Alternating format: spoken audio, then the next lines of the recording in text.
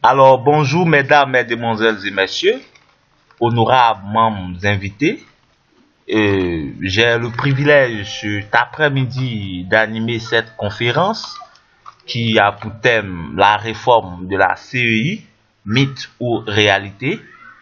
Bien évidemment, avant de commencer mon allocution ou mon analyse qui va prendre peut-être 1 heure de temps ou encore 50 minutes, voilà, chrono, je vais tout de suite me présenter. Je suis Nyagne Agnès Reynald, étudiant en droit public, voilà, et par ailleurs, je suis président d'association, président de la Ligue des étudiants juristes des Grands Ponts.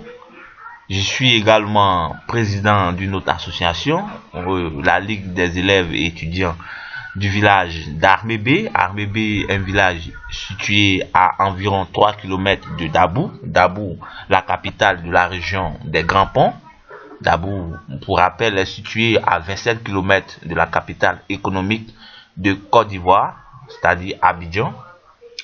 Et à côté de cela, je suis aussi le vice-président en charge de l'éducation et de la culture du Conseil national des jeunes de Côte d'Ivoire, section région des Grands Ponts, dirigé par Monsieur Yedo Dedro Justin, voilà, que je salue humblement.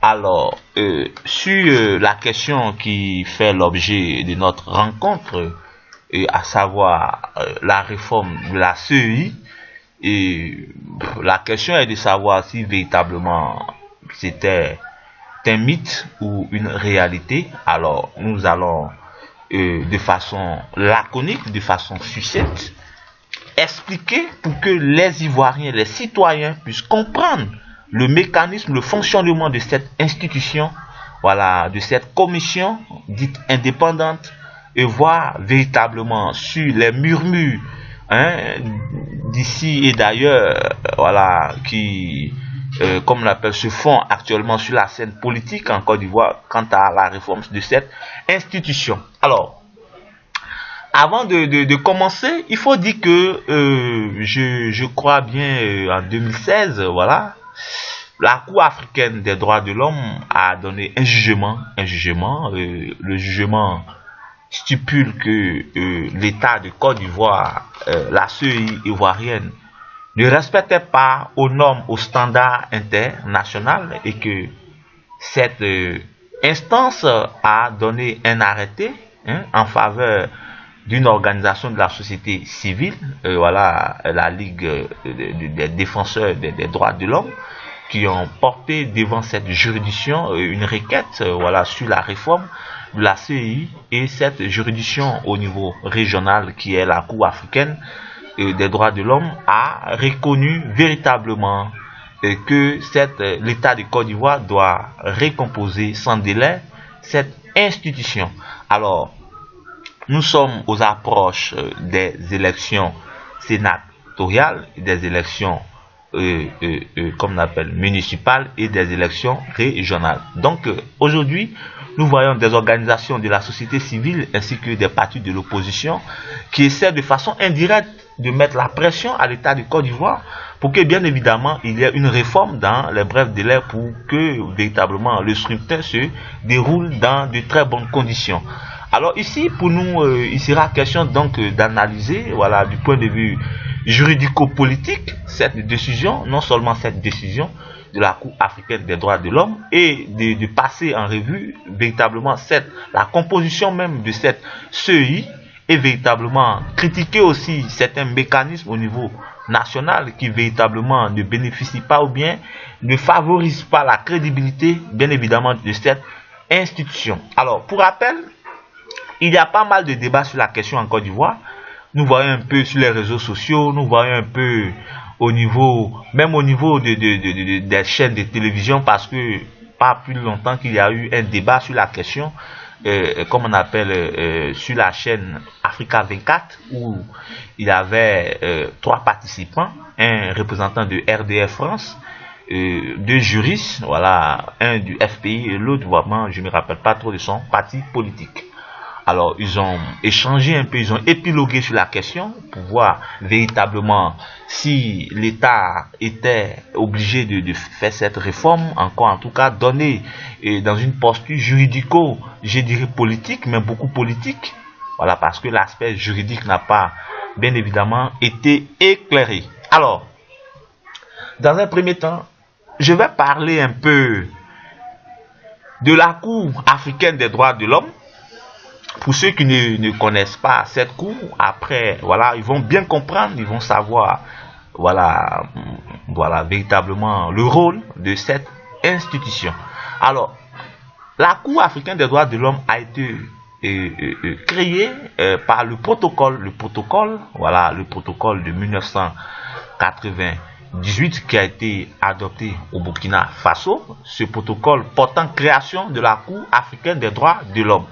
Ok, et ce protocole, bien évidemment, est rentré en vigueur le 25 janvier 2004. Alors, cette instance de juridiction aura pour rôle véritablement de veiller sur la charte africaine des droits de l'homme et des peuples, voilà, à la démocratie, à l'état de droit, et permet aussi à certaines organisations de la société civile, à des ONG, voilà, bien évidemment, et même à des individus d'intenter une action devant cette juridiction, voilà, pour que véritablement les droits de l'homme soient respectés dans les États partis, voilà, à ce protocole. Mais il faut dire que déjà, au niveau des instruments de ratification, jusqu'à ce jour, nous en dénombrons 30 États qui ont déjà ratifié ce protocole, mais de façon exceptionnelle, les tests ont prévu en la matière que, nonobstant, comme on appelle la ratification, il faut une déclaration spéciale de la part de l'État pour reconnaître la compétence de la Cour. Et présentement, nous savons bel et bien qu'il y a seulement 8 États qui ont fait une déclaration expresse sur la question. Alors, ici, nous n'allons pas trop épiloguer sur véritablement la force de cette juridiction, mais je vais spécifiquement m'adresser véritablement aux effets des différentes décisions, voilà, que rend cette juridiction, parce que c'est là la question, parce que on voit qu'ils ont rendu une décision qui obligeait l'État de Côte d'Ivoire à réformer la CEI, la Commission électorale indépendante. Et jusqu'à aujourd'hui, on constate que véritablement l'État de Côte d'Ivoire, de façon indirecte, ne veut pas accepter véritablement, ne veut pas appliquer la décision rendue par cette juridiction. Donc, que disent véritablement les tests quant à l'effet ou encore quant à l'applicabilité des décisions rendues par véritablement la Cour africaine des droits de l'homme?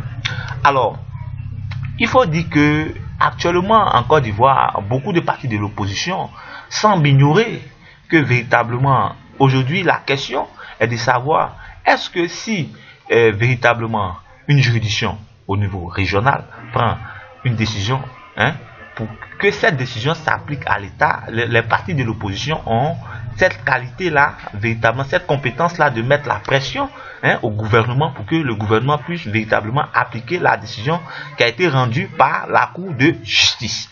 Alors ici, nous allons nous baser véritablement sur les tests parce que, puisque les gens parlent de droit, donc lorsqu'on lit le droit, il faut aller en profondeur, voilà, véritablement, et vous ne faudrait pas prendre les parties qui intéressent, voilà, peut-être il va intéresser un parti politique pour essayer de brandir, mais il faut rentrer en profondeur pour voir véritablement tout ce qui a été prévu. Alors, il faut savoir que la question de l'engagement d'exécuter les arrêts de la Cour, véritablement, est une question très difficile à discuter. Pourquoi? Parce que lorsque nous prenons l'article 30 du protocole qui a créé cette juridiction, l'article 30 dispose que véritablement l'engagement d'exécuter les arrêts de la Cour est pris sur une base volontaire. C'est-à-dire que les décisions sont rendues, véritablement, les décisions rendues doivent s'appliquer obligatoirement, mais avec la volonté de l'État. C'est-à-dire que l'État de Côte d'Ivoire a cette, comme on appelle, exigence de respecter ou encore d'appliquer les décisions rendues par cette juridiction. Mais l'État de Côte d'Ivoire, les textes le disent, c'est de façon volontaire. Donc ici, il sera question d'une, comme on appelle, d'une idée de bonne foi, parce que nous savons tous que dans le préambule de la nouvelle constitution, qui engage l'État de Côte d'Ivoire, reconnaît, voilà, doit respecter ses engagements au niveau international. Alors, mais vous voyez que c'est déjà légal. C'est déjà légal, la décision est tombée et l'État de Côte d'Ivoire reconnaît cette décision parce que l'État de Côte d'Ivoire reconnaît la compétence de cette juridiction. Mais ça ne suffit pas. Mais au niveau de l'applicabilité, parce qu'aujourd'hui c'est l'applicabilité qui fait problème. Parce que la Cour a donné la décision, mais l'État jusqu'à présent ne veut pas recomposer la CEI. Donc ce que les gens doivent comprendre, c'est que l'État est dans une légalité. Une légalité. Parce que les textes disent qu'au niveau de l'application, ça se fait de façon volontaire. Donc, il va sans dire que si l'État ne veut pas, l'État peut ne pas appliquer cette décision. Voilà, vu, comme on appelle, le principe de souveraineté de l'État, voilà, véritablement. Donc ici déjà, ça met en mal cette décision même qui a été rendue, qui, pour notre part, sera assimilée comme un avis, comme une recommandation, puisque si une décision de justice n'a pas une force contraignante, mais véritablement, est-ce qu'on peut, comme on appelle, est-ce qu'on peut qualifier cette décision-là véritablement de décision de justice? Et c'est ça la question. Et véritablement, lorsque j'entends certains partis de l'opposition parler, c'est comme c'était une obligation à l'État de Côte d'Ivoire véritablement de suivre les ordres donnés par véritablement cette juridiction. Théoriquement, la question est divisée. Vous voyez, et même les textes ont dit que c'est de façon volontaire. Donc, vous voyez que l'État, lorsque l'État n'a pas encore appliqué cette décision, l'État est dans une légalité. Ça, c'est un. De deux, la question, est-ce que les partis de l'opposition ont cette qualité-là de mettre pression sur un État souverain pour que l'État véritablement, comme on appelle, applique les décisions, les arrêts rendus par une juridiction? Alors, sur cette question, il faut dire que les textes sont clairs. Prenez bien le protocole qui porte création de la Cour africaine des droits de l'homme, vous allez comprendre beaucoup de choses. Vous voyez que dans, comme on appelle, la dite loi, l'État de Côte d'Ivoire, bon, les États, au niveau de cette juridiction, ils sont en train de réfléchir comment faire pour mettre en place un organe spécialisé qui va suivre les décisions, l'applicabilité des décisions au niveau des États. Parce que cet organe, jusqu'à présent, n'a pas encore été créé. Donc, il va en sorte que les textes sont muets. Ça, c'est un. C'est-à-dire qu'il n'y a pas un organe qui a cette compétence-là de suivre l'applicabilité des décisions rendues par cette juridiction. Ça, c'est de deux. Mais encore, il y a un élément, c'est que lorsque vous prenez l'article 29.2 du même protocole, vous allez voir que, comme on appelle, cette disposition confie le suivi de l'application des arrêts rendus par cette juridiction à la commission, comme on appelle, à la conférence des chefs d'État de l'Union africaine. Et ici, il faut dire que le suivi sort comme on appelle, du cadre judiciaire. Le suivi sort du cadre judiciaire et est laissé à l'appréciation des politiques. Et ici, le suivi va dans le domaine politique, car c'est simplement la conférence des chefs d'État de l'Union africaine qui peut véritablement exiger ou bien qui peut suivre l'application des décisions rendues par cette juridiction.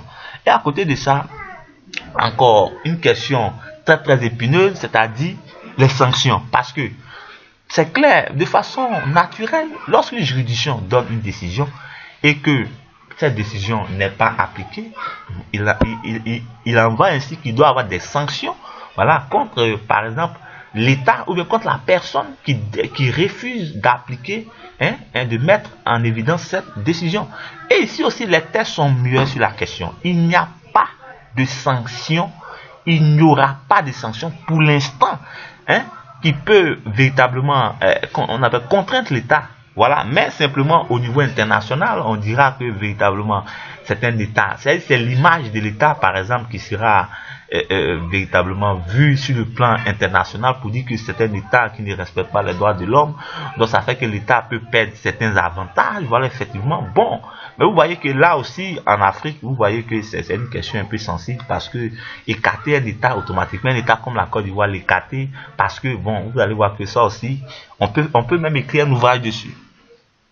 Alors, donc, j'ai éclairé un peu, voilà, sur la question de l'application effective de cette décision de la Cour africaine des droits de l'homme. Là, vous voyez que la question est véritablement, comme on appelle, sensible, parce qu'on ne peut pas contraindre l'État. Voilà.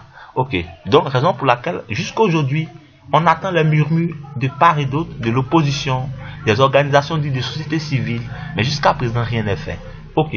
Je laisse ce côté et nous revenons en Côte d'Ivoire. On revient en Côte d'Ivoire pour voir un peu la configuration même de cette CEI qui est tant polémiquée. Ok. Mais avant de parler même de cette configuration de la CEI, il y a une question que on va échanger dessus. Voilà. D'abord, il faut dire que cette CEI, selon les tests, c'est-à-dire qu'il y a eu des lois qui ont succédé à la mise en place de cette commission électorale indépendante. Depuis 2001, il y avait une loi qui a été révisée, qui a été modifiée après les accords politiques de Linas Makoussi.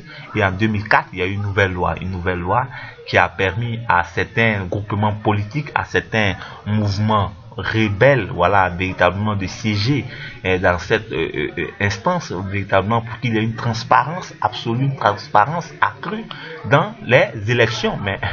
Mais malgré ça, on a vu ce qui s'est passé. Ok. Mais après, il y a eu encore comme on appelle, une modification, une révision en 2014. Voilà. Et voici, je vais citer la configuration de cette révision. Alors, au niveau de la commission comme on appelle centrale, nous avons 17 membres qui seront, comme on appelle, dans cette commission électorale indépendante. Et il faut dire qu'il y a des membres qui sont permanents et des membres qui sont non permanents. Au niveau des membres permanents, bon, d'abord, avant de parler de ça, au niveau des 17 membres, il faut dire que ça a été départagé de cette manière. D'abord, nous avons un représentant du président de la République. Nous avons un représentant du président de l'Assemblée nationale. Nous avons un magistrat nommé par le Conseil supérieur de la magistrature. Ensuite, nous avons 4 représentants de la société civile. Au niveau de ces 4 représentants de la société civile, bien évidemment, nous avons 2 représentants des confessions religieuses. Nous avons aussi un représentant des ONG non confessionnelles. Et nous avons un avocat qui sera bien évidemment désigné par le bureau exécutif. Voilà. À côté de ça, nous avons 4 représentants comme on appelle, du parti au pouvoir. Et nous avons encore 4 représentants des partis de l'opposition. Voilà. Donc c'est ici la question. Parce que les gens estiment que 4 représentants de l'opposition, 4 représentants du parti au pouvoir, ainsi que les représentants du président de la République. Non, j'avais omis encore deux autres membres. Un représentant du ministre de l'économie et des finances et un représentant comme on appelle, du ministre en charge de l'administration du territoire. Donc c'est là la question, parce que les gens estiment que nonobstant les 4 représentants des partis de l'opposition et des partis du parti au pouvoir, il y aura encore des représentants des ministères, c'est-à-dire que le ministère de l'économie et des finances, le ministère de l'administration du territoire, un représentant aussi comme on appelle, du président de la République, un représentant comme on appelle, du président de l'Assemblée nationale. Donc les gens estiment que, en fait, ce sont les mêmes personnes, donc ils sentent qu'il y a véritablement, comme on appelle, un déséquilibre au niveau de la répartition. Donc ils souhaiteraient véritablement qu'on essaie comme on appelle, d'équilibrer les choses. Alors, voici ainsi présentée la configuration. Et après, avant de poursuivre un peu mon allocution, je vais parler un peu de la présidence et des membres qui, véritablement, présentement, sont dans une illégalité certaine. Parce que, par exemple, le président de cette institution. Alors, je profite pour l'occasion de rappeler quelque chose que les Ivoiriens ignorent. J'entends certains disent que le président de la CEI est nommé par le président de la République, ça me fatigue un peu. C'est tous ceux qui feront partie de la commission électorale indépendante sont nommés. Même lorsque ils viennent d'une organisation de la société civile, après ça, il y a une liste qui va passer en conseil des ministres pour nomination. C'est-à-dire qu'ils ne peuvent pas partir comme ça. Même si tu as été choisi par l'opposition, cette liste va passer en conseil des ministres pour nomination. Voilà. Parce que c'est ce que les gens ont proposé. Mais au niveau de la présidence, ce sont ces membres-là, sont eux-mêmes qui vont élire un président. Ça, je rappelle ça, pour ceux qui ne le savent pas. Ce sont ces membres-là réunis, ces 17 membres-là sont eux qui vont élire un président qui sera le président de cette commission électorale indépendante. Et ce n'est pas le président de la République qui dit, toi tu es président de la commission électorale indépendante. Le président de la République nomme son représentant. Maintenant, si arrivé là-bas que son représentant, vu l'influence, bon là, c'est une autre question qu'on peut en débattre. Mais si le représentant du président de la République n'est pas a priori le président de la CEI, les termes sont clairs. Voilà. Donc, maintenant, sur la question de la présidence, actuellement nous voyons qu'il y a certaines personnes, où, par exemple le président, l'actuel président Youssouf Bakayoko, qui les tests disent par exemple qu'il doit faire 6 ans, et après 6 ans, son mandat n'est pas renouvelable. Alors, la question épineuse est de savoir, mais pourquoi il poursuit un second mandat, lui, et même avec certaines personnes de certains partis politiques. Voilà. Donc, ici, nous sommes d'accord, et c'est ça l'intérêt du débat. Nous sommes d'accord du fait que c'est illégal parce que les tests, ils ne respectent pas ce que les tests disent. Mais lorsque vous voulez faire des lois, vous devez faire très attention sur vos lois. Parce que voici une loi qu'ils ont fait et qui a omis cette disposition. Parce que lorsqu'on crée une loi, lorsque véritablement on vote une loi, il faut se dire qu'il peut y avoir problème. Donc il faut prendre la peine de chercher à mettre des dispositions claires lorsqu'il y aura problème pour que ces dispositions tranchent. Mais le test même est muet, le test est flou, on parle des silences des tests, le test est muet sur la question. Et vous voyez que, donc on va se baser sur quoi? D'abord, par exemple, je suis un citoyen, je ne suis pas d'accord parce que ce que les tests disent, voyez ce que la réalité dit. Mais il faut une loi parce qu'on ne se lève pas, nous ne sommes pas à l'état de nature.